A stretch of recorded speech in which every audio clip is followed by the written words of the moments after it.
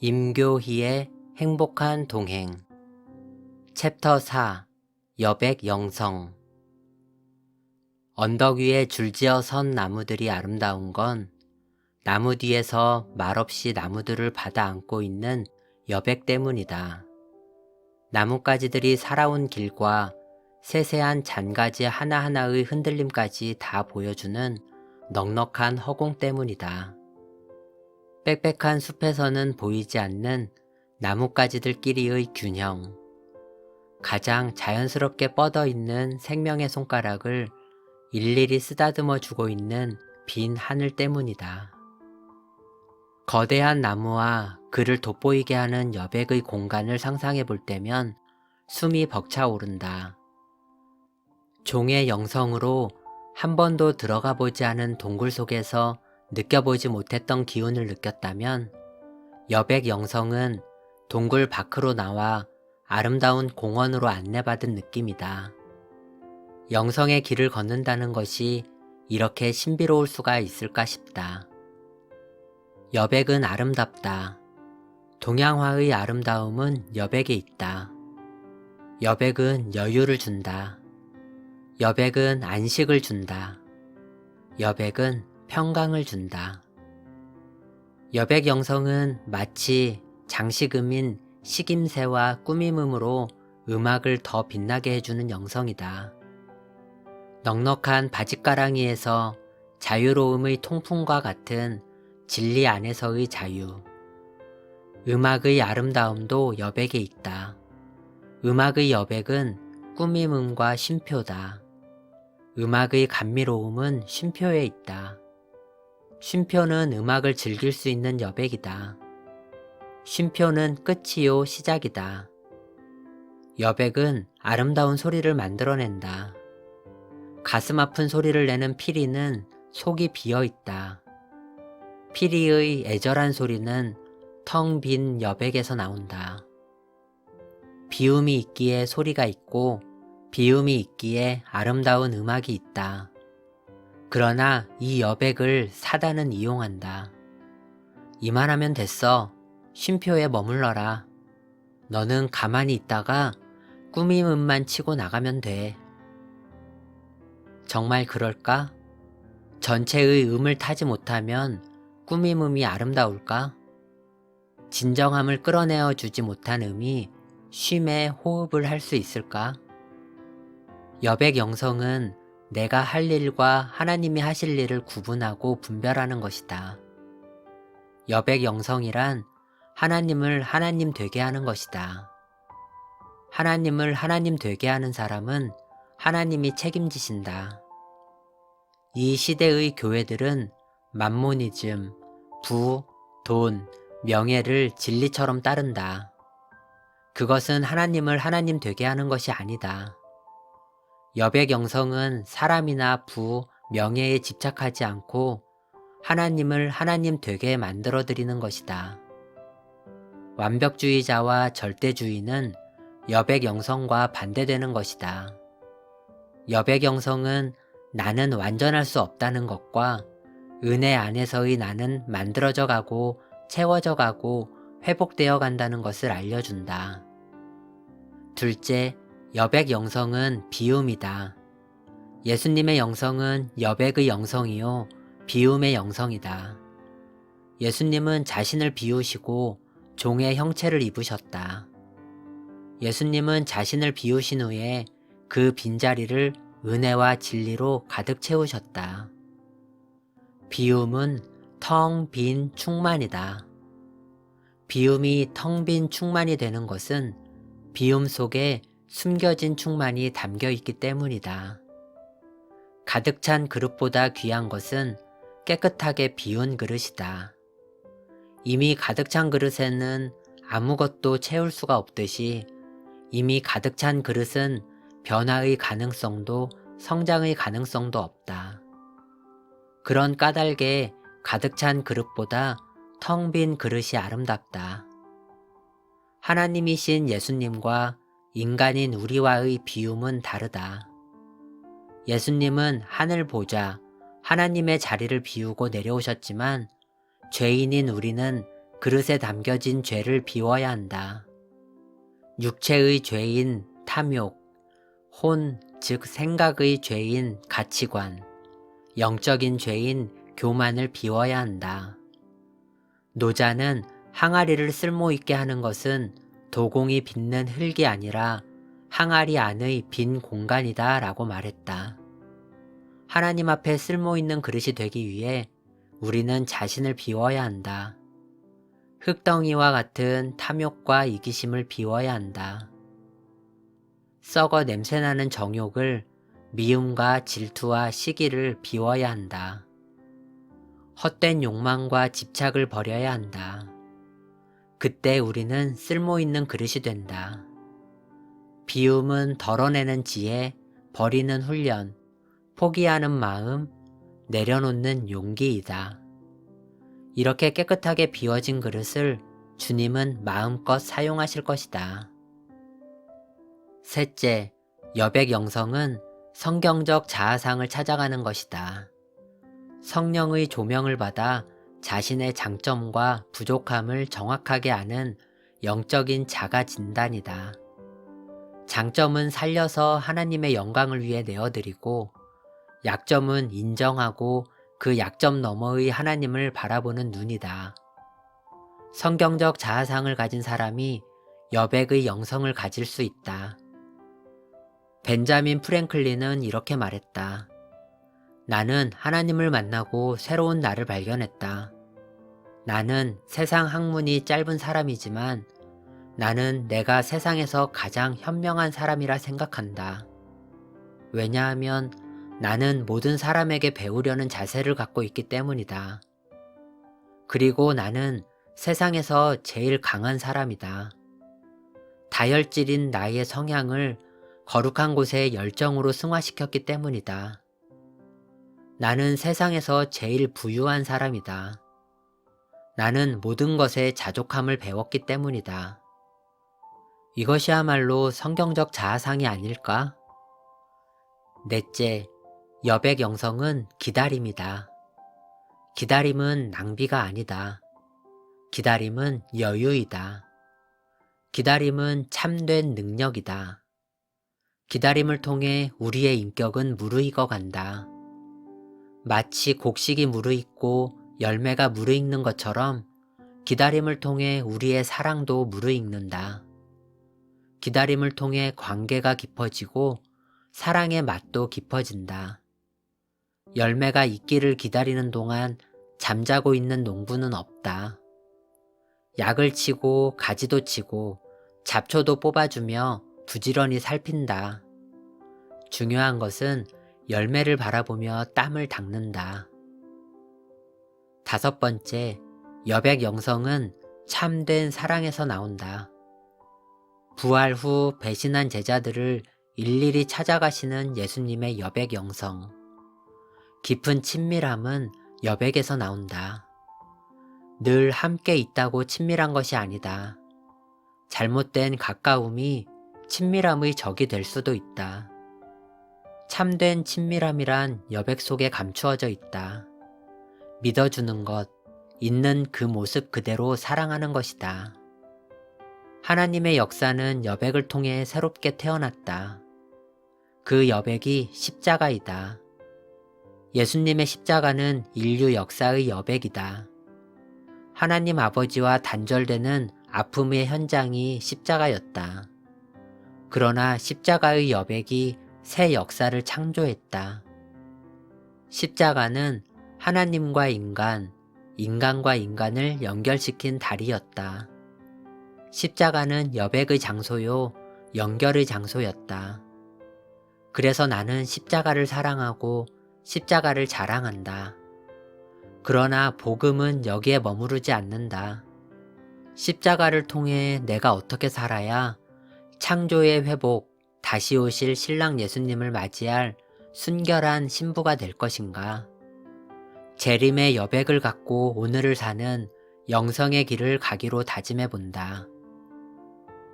내가 알고 실천했던 여백은 그냥 쉬든지 침묵하든지 참든지 하는 그런 단순한 것들이었다. 그렇지만 그런 단순한 것들이 참 어려웠다. 쉬면 낭비하는 것 같고, 침묵하면 아쉽고, 참으면 답답하고, 내가 지금까지 살아온 날들을 되돌아보면 부족해서 빈 여백을 아쉬움이나 미련보다는 그 너머의 하나님을 바라보고 살아온 것 같다. 이제 나의 새로운 도전은 넘치는 여백에 도전해보고 싶다.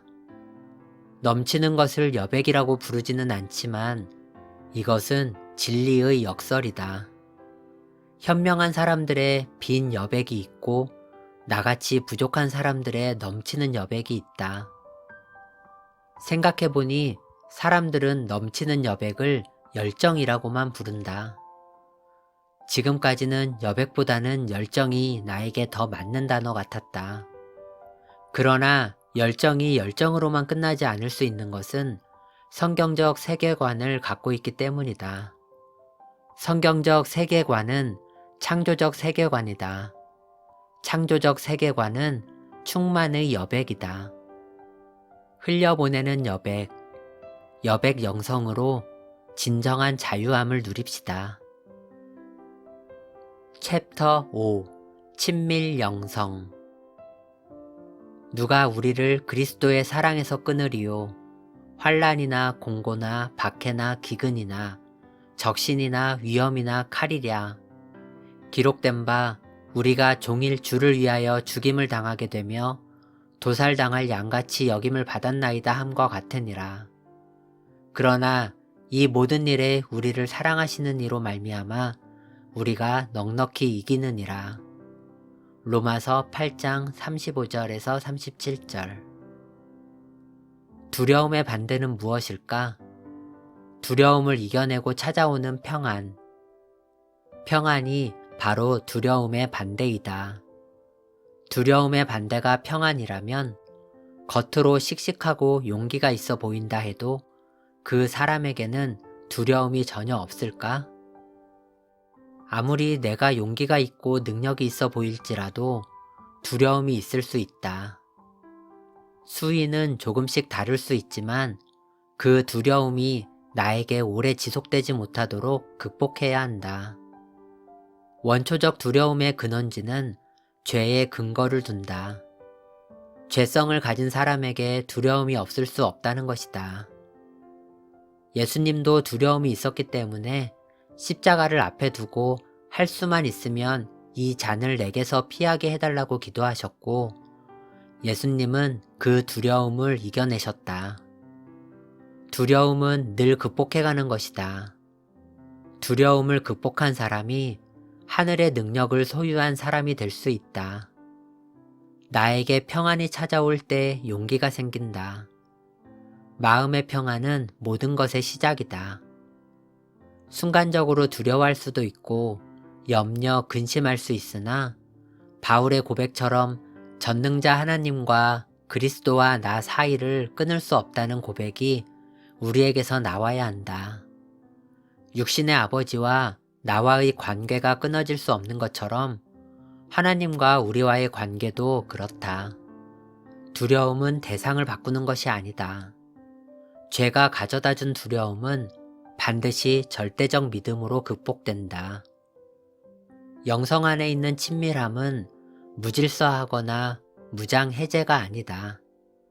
친밀함이 유지되려면 질서와 예의, 그리고 자신의 위치 지키기가 분명해야 한다. 친밀 영성은 기본적으로 믿음과 신뢰가 있어야 가능한 영성이다. 친밀 영성하면 떠오르는 사람이 있다. 그가 바로 에녹이다. 에녹의 300년 동안 이어졌던 하나님과의 동행은 단순한 동행이 아니었다. 성경은 에녹에 대해 많이 기록하고 있지는 않지만 에녹의 인생은 에녹으로 끝나지 않고 그의 후손을 통해 하나님의 일들이 진행되는 것을 보면 하나님과 친밀한 관계였다는 것을 깨닫게 된다. 내가 소망하는 동행이 바로 에녹과 같은 동행이다.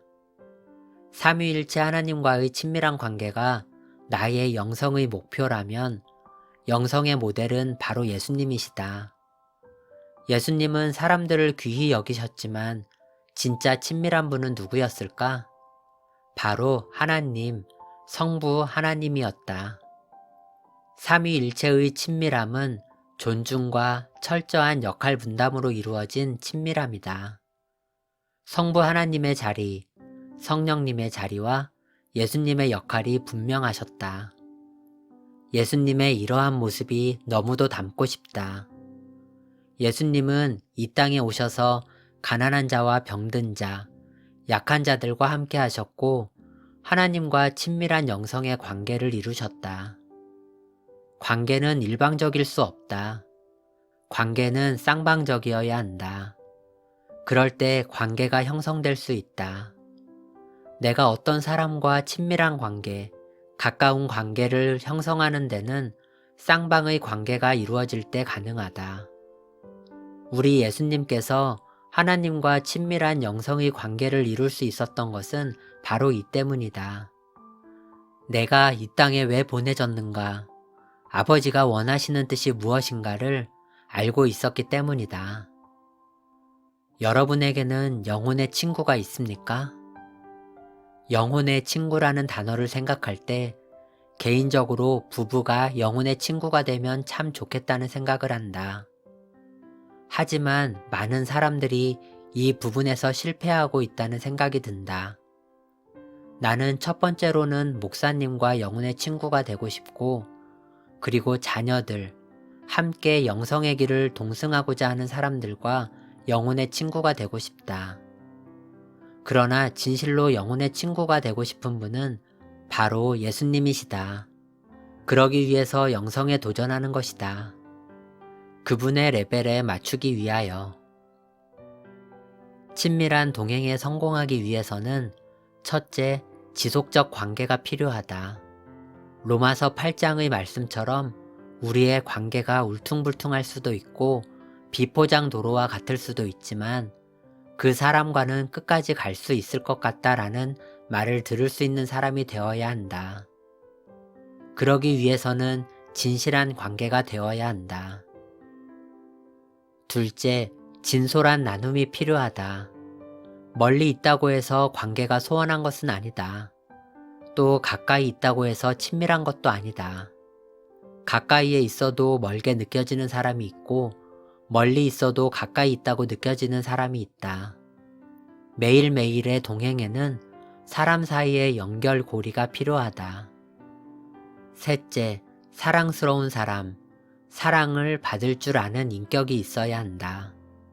사랑스럽다는 것, 그리고 사랑받을 인격을 가지고 있다는 것은 굉장히 중요하다. 그럴 때 하나님과 친밀하게 동행할 수 있고 친밀한 영성으로 들어갈 수 있다. 하나님은 우리의 머리털 하나까지 세신 바 되시기 때문에 하나님 앞에 선한 것을 쌓아가는 일은 매우 중요하다. 선한 뜻, 착한 마음, 건강한 생각을 가지고 있을 때 하나님은 우리를 어떤 식으로든지 사용하신다. 친밀한 동행, 친밀 영성을 이어가기 위해서는 사랑스러운 사람, 사랑받을 수 있는 인격을 갖추고 기본적인 예의들을 훈련하는 것이 중요하다. 친밀 영성의 대표적인 성경 인물은 누가 있을까? 바로 다윗을 꼽을 수 있다. 다윗은 어렸을 때부터 창조주 하나님 안에 있는 창조된 것들과의 친밀함을 보였다. 자신의 감성을 통해 하나님과 친밀한 관계를 시적으로 표현하기도 했다. 하지만 다윗에게도 영적인 굴곡은 있었다. 이러한 다윗이 하나님과의 친밀 영성에서 승리할 수 있었던 비결은 과연 무엇이었을까? 다윗에게도 실수가 있었지만 그는 하나님의 뜻을 자기 식으로 해석하거나 오해하지 않았기에 피하지 않고 숨지 않고 변명하지 않고 철저히 회개를 통해 다시 재기할 수 있었다. 다윗은 하나님의 자리를 인정했다. 직접적으로 하나님과 대면하기도 했지만 나단 선지자와 갓 선지자의 말을 하나님의 음성으로 존중했던 겸손함이 있었다. 반면 영적으로 충만할 때에도 다윗은 하나님으로부터 오는 은혜였음을 잊지 않았다. 다윗은 하나님의 자리를 늘 만들어 놓고 하나님께 찬양하고 경배했으며 약할 때나 강할 때 변함없이 하나님의 자리를 인정했다. 하나님의 자리를 비워놓지 않으면 그 사람은 하나님과 끝까지 동행할 수 없고 친밀 영성으로 열매를 거둘 수 없다. 주님이 친밀하게 다가와 주시는 것은 나의 약함을 인정하여 하나님이 아니면 안 된다는 믿음의 고백 때문이다. 우리가 인생을 살다 보면 영적으로 충만한 시기만 있는 것도 아니고 영적인 위기만 있는 것도 아니다. 영적으로 충만할 때 어떻게 할 것이며 위기가 왔을 때 어떻게 할 것인지에 대한 대처 방법이 있어야 한다. 잘 나갈 때도 넘어졌을 때도 하나님과의 동행은 영원해야 한다. 그러기 위해서는 언제나 하나님의 자리를 만들어 드리는 것이 중요하다. 친밀 영성으로 하나님과 일치됨을 이룹시다. 임교희의 행복한 동행 중에서 챕터 4 여백 영성 챕터 5 친밀 영성